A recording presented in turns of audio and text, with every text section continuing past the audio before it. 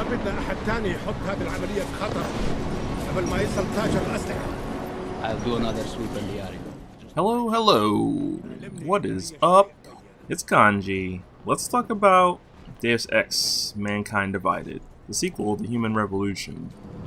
I'm going to do an actual review on this game after I finish up with the current video I'm working on, which is Heart and Slash, but I figured I'd go ahead and get my thoughts out there about this game.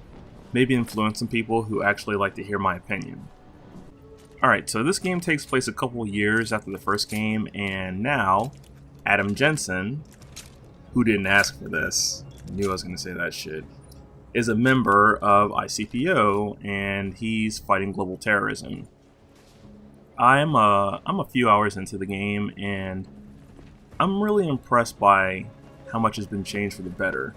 You can probably tell already from the video that the general aesthetic is cleaner and less yellow. Yeah. A lot of people have been throwing around the term piss filter in reference to the first game, and I'm not going to say that. I will say that there's no yellow hue. There's way more blacks now. Remember the previous game had a lot of black and yellow. That's the color motif. Definitely more black this time around. Graphically, this game, it destroys the first one, especially on PC. Man. I'm primarily a PC gamer, so it's no surprise I got the PC version. Plus, Green Man Gaming has it for like 25% off right now. If you got a good enough computer, the PC version is the best version. Always the best version.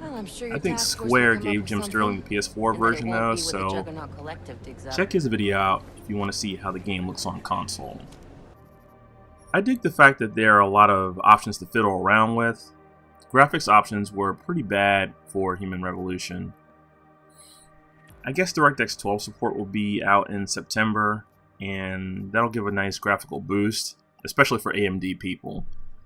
As of this recording though, Nvidia still hasn't even put out any game-ready drivers for the game, so people like me are kind of assed out. I'm still getting mostly 60 frames per second. I turn Shadow Play on to monitor my FPS here. I still get dips here and there, so the GTX 980 is it's really starting to show its age. Definitely time for me to move up to a 1080 or something like that. Enough about graphics though, let's talk about gameplay. It's largely unchanged from the first game, and that's good because that game is pretty great. The changes that were made have actually improved the experience though, so especially from a controls perspective. There's a new set of controls for pad users or console players to make playing with the added features a snap. The keyboard layout is also better. I remember having to press the middle mouse button by default to iron sights in Human Revolution, and that was pretty shit. Snapping to a corner is now F instead of right mouse button, which is way better. It's faster, more intuitive. If you go back to Human Revolution, and I did, just to see what was different. It's not as fast in Human Revolution, so that's also a good thing.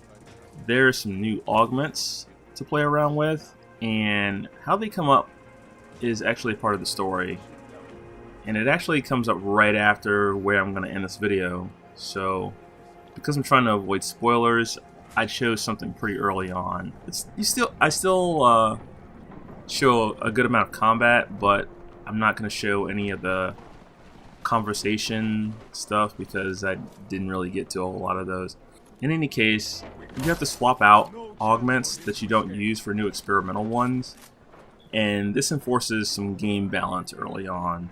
There's a quest to get something that'll mitigate that, but getting that part isn't even guaranteed because of the speech check. You have to actually pass a speech check. Thankfully, Casey returns in this game. It's an AUG. It costs like 1 praxis, so it's a pretty easy AUG to get, and it'll help you out dramatically with speech check decisions. It actually makes them more fun too. It's not just a blind choosing from 3 different choices like in the first game or early on in this game. It determines what choices you should make based on how agitated a person is, and it adjusts accordingly. It's really sweet. You still can't skip them. You can't skip the speech checks once you get into them, and you cannot save or quick save, so make sure you save beforehand. Combat's also better. Much easier to determine if you've been spotted.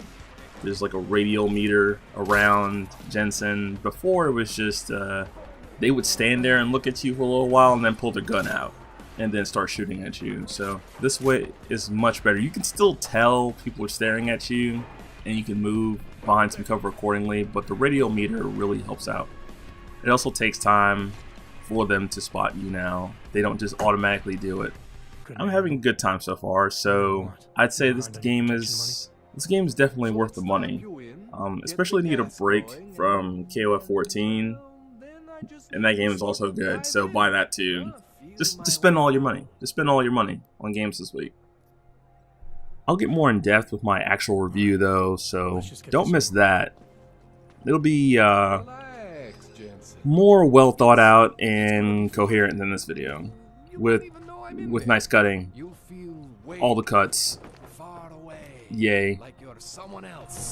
But Kohler's gonna bring you back and make you you again. Before you know it.